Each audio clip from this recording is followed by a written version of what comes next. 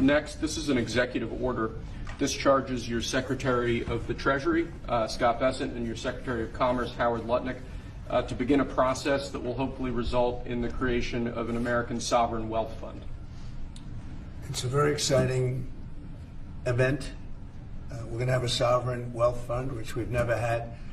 We have a lot of things that create wealth, and you're seeing that over the last 2 weeks. I think we've created more wealth. Other people have created de-wealth. The people, my predecessors, we're creating a lot of wealth. Scott, maybe you'd like to say something about it, and I'd ask also Howard to say something about it. Yes, sir. This is very exciting. We're going to stand this thing up within the next 12 months. We're going to monetize the asset side of the U.S. balance sheet for the American people.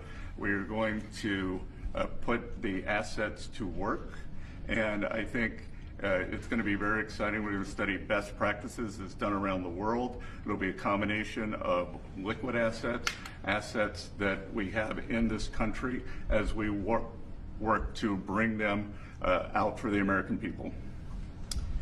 The extraordinary size and scale of the U.S. government and the business it does with companies should create value for American citizens.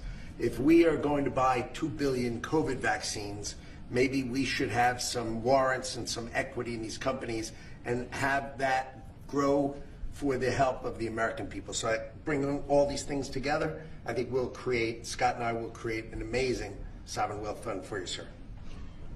So other countries have sovereign wealth funds, and they're much smaller countries, and they're not the United States. We have tremendous potential in this country, tremendous. You're seeing that, what's happened just in a short period of time.